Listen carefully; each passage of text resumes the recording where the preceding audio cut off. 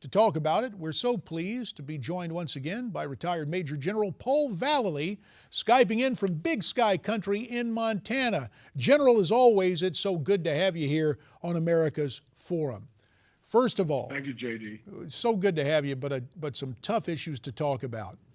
When you heard about the massacre at the military-run school in Peshawar yesterday, what went through your mind? Well, I look back in the early 2000s, JD, when we conducted the offensive operations in the fall of 2001. And basically in October, November then, we flushed out the Al-Qaeda Taliban back into Peshawar. Now, Peshawar was always the home, many people may not know, of the Taliban. And so they basically went back with Al-Qaeda, set up their headquarters, their communications, their rebuilding, the restoration in that Peshawar area and what we call the tribal western area of Pakistan. And so they've been working out of there for over 10 years now, very successfully. And of course, we hit them from time to time with drones. The Pakistani army, for the most part, stays out of that area, especially in the outer regions north of Peshawar, where a lot of the Taliban have their home bases and their network established there to attack. So they're getting stronger. They will get stronger, and we'll see a whole changing environment, I think, in Afghanistan based on that. So you're saying essentially just based on geographic proximity, with the interest of the Taliban being in and around Peshawar, this perhaps was an inviting target that was right there, smack dab obvious to the Taliban there in Pakistan. Well, yeah, and it's a great area for them to work out of. They know the instability of the Pakistani government. We even know that the Pakistani intelligence services, ISI there, supported in many ways the Taliban up in that area. That's why they've never conducted a real strong offensive operation up there to destroy it. So they've been able to garner strength, recruit, gather in their arms, conduct operations across the border into Afghanistan, support their elements in the eastern part of Afghanistan, and they're getting stronger. There's no doubt about that. Well, General, the Pakistanis said they were launching airstrikes against the Taliban. Do you think, in the wake of yesterday's attack, the military has now decided to really escalate operations against the Taliban in Pakistan? Well, they could well do that, and they should do that for their own benefit because of their unstable government there, where we could see another military coup in 2015. But the Pakistani people, for the most part, they don't like Americans. They've taken polls over there. So they know that they, in some way, have got to solve their own internal problems there in Pakistan, because they definitely will affect that whole region, even though they see India as their primary adversary there. But what's happening internally in Pakistan is destroying them. It's deteriorating, and they've got to take firm action against those tribal lands up there, which basically are a homeland for the Taliban.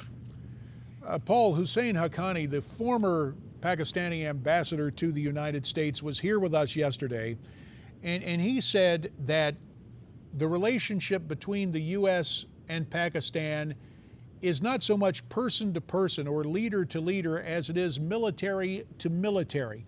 In the minute that remains, do you agree with that? Could you elaborate on that? Well, that's exactly right, and it's always been a military relationship. The number of Pakistani officers and NCOs that we've had to come back, that have come back to the United States to train in our different bases, Air Force, Army, as well as Navy. So that relationship has always been very strong. The political relationship has not been. Fair enough. Paul Vallely, we appreciate your assessment and the continued strife in Pakistan. Robert Rabil was with us earlier this morning. He said it's possible that we could see yet another military coup. That dynamic could be at work as well. Paul, we're going to ask you to stay through the break. When we come back, we've got a topic to talk about: the here and now in the United States with funding, politics, and yes, our military veterans. General Paul Vallely stays with us. You come back too here. Let's continue our conversation now with retired Army Major General Paul Vallely, joining us from Montana.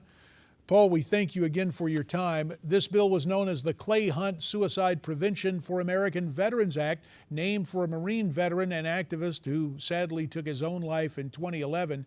Veteran groups touting the measure as a key step forward in veterans' mental health care, but Tom Coburn believed the VA is to blame and that this would be adding fiscal fuel to the ongoing fire at the VA. As you look at this, given your background in the military and your knowledge of the challenge that returning veterans have coming home, what kind of comment do you have? What would you have liked to have seen in the wake of this scene in the U.S. Senate on Monday? Well, I think, J.D., again, you cannot legislate solutions to this kind of a problem that's created by our strategy, all these employments overseas, deployments, I should say, and the lack of support in the outer lands of America where these veterans return and they don't have the care that they need and the treatment that they need. You know, the Veterans Administration has plenty of money. They're the second largest organization that's funded outside of the Pentagon, and they've been doubled their support over the last 10 years in people as well as money. So the Veterans Administration has to administer this and lead from within to take care of these troops. The suicide rates, as you know, for the last couple of years has been the highest that we've ever had in the military. And a lot of that has to do with morale. It has to do with family situations. And so legislation, other than providing the money to the Veterans Administration that can use it properly, is absolutely important. But you can't legislate away all these post-traumatic stress cases that we have. That needs to be done locally in the hospitals, and that's why I've advocated the veterans really be given a card. They can use any hospital, get any treatment that they require wherever they are. And that's what we need to do, and not centralize a lot of this back in Washington with legislation and hoping that it's going to work. 2.5 minutes remain, Paul. The other day, the president traveled to a base in New Jersey, and in addition to calling and joking about the military men behind him being Santa in fatigues, a joke that didn't go so well, he was trumpeting the drawdown in Afghanistan and what he called a leaner United States military. 2 minutes remain. What do you think the goal of this commander-in-chief is vis-a-vis our armed forces? Well, his goal is to and he said it right from the beginning, and he said it throughout the last 6 years, is basically to take us out of the Middle East as far as the military is concerned, drawing down Iraq, forces in Iraq, now drawing down to 10,000 the forces in Afghanistan, giving us a weaker position in that area without a future strategy that I've suggested, going to the Joint Strike Force operations and what we call the lily pad strategy, where we can attack anywhere, anytime. But certainly we're gutting the military, we're gutting programs, we're gutting equipment. The troops in a survey just a few weeks ago do not have confidence in the leadership in the senior levels of the Defense Department or in the White House. So when you have all of these actions going on and inactions, if you can't support the troops, they don't know you're supporting them from high, they're not going to perform at their higher levels and the levels they should be. So those are the real problems we have, but it's an overall architectural problem that emanates from the White House. 20 seconds remain. In your estimation, Paul, how low is the morale in our nation's military today? Well, from the indications I get from some of the polls, you perhaps have seen the Military Times magazine came out with one 2 weeks ago, down perhaps in the low 50s.